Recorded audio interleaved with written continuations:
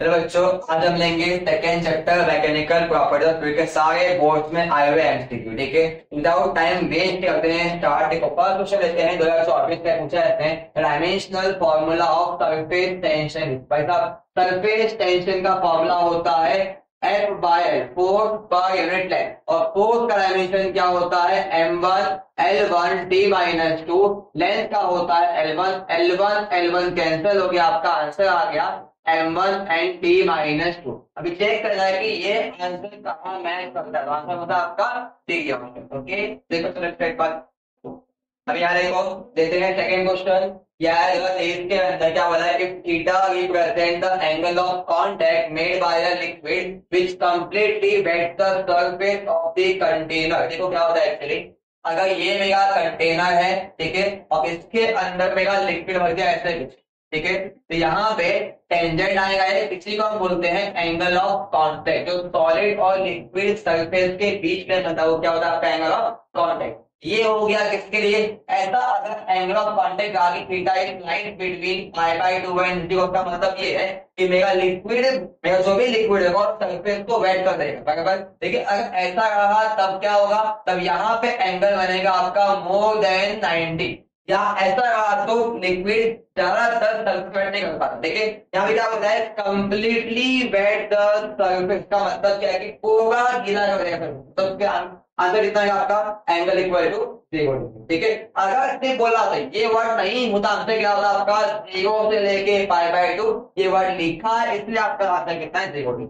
Okay, देखो चलो इसको देखते हैं। अभी थर्ड क्वेश्चन जो पूछा 2022 में क्या बोला है, a liquid rises in glass capillary tube up to a height of 2.5 centimetre. आपको बोला है कि h में कितना हो गया है 2.5 centimetre at room temperature if another glass capillary tube having radius half of the earlier tube। मतलब क्या, पहले का जो रेडियस होगा उसका ये क्या हो जाएगा, हाफ हो जाएगा। पहले immersed in the same liquid, same liquid है मतलब सरफेस टेंशन भी क्या होगा, सेम होगा, थीटा भी, एंगल ऑफ कांटेक्ट भी क्या आएगा, सेम आएगा। Okay, the right of liquid in it will be, क्या पूछा है कि H1 कितना होगा। सिंपल फॉर्मूला है कि मेरा H क्या होता है 2t cos theta upon rho g are.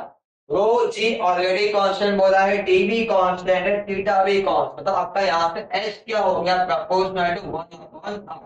अभी निकालना मुझे क्या है H1, ये क्या हो जाएगा 1 अपॉन R1। R1 एक्चुअली क्या R बाय 2 हो गया, मतलब मेरा आंसर क्या आ गया H1 is proportional to 1 upon जो कि आपका R बाय 2 हो जाएगा ऊपर आपका।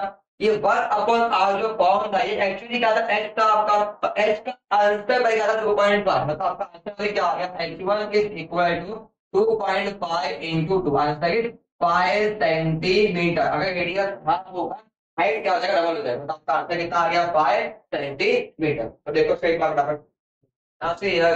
नेक्स्ट चलता है फोर्थ क्वेश्चन जो पूछा 2020 के अंदर क्या बोला है, two droplet coalesce in a single drop. क्या बोला, दो ड्रॉपलेट कंबाइन होकर एक सिंगल ड्रॉप फॉर्म हो गया है। इस प्रोसेस में क्या होगा, एनर्जी एब्सॉर्ब होगा कि निकलेगा बाहर। देखो जरा, अगर मेरा एक सिंगल ड्रॉप होता और यहाँ से बहुत सारे ड्रॉपलेट बनते तो इसमें क्या होता है, सरफेस एनर्जी इंक्रीज होता है। कैसे, यहाँ तो कम था, जितना सरफेस एरिया बढ़ेगा उतना ही आपका सरफेस एनर्जी बढ़ जाएगा। मतलब यहाँ पे क्या हुआ, ये वाला पार्ट इंक्रीज हो गया, इसको इंक्रीज करने के लिए इसने बाहर से एनर्जी एब्सॉर्ब कर दिया। ठीक है, तो यही प्रोसेस उल्टा होगा तो क्या होगा, एनर्जी रिलीज होगा, तब तक देखिए ज्यादा आ जाएगा आपका एनर्जी।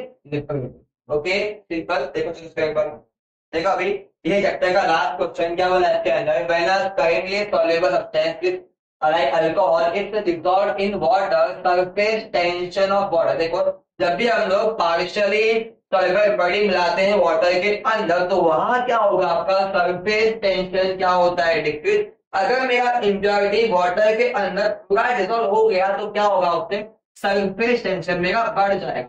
इसका मतलब क्या है, पार्शियली सॉल्युबल, तो यहाँ पे क्या होना चाहिए, सरफेस टेंशन डिक्रीज। बता आपका आंसर क्या है, डी। ओके देखो चलो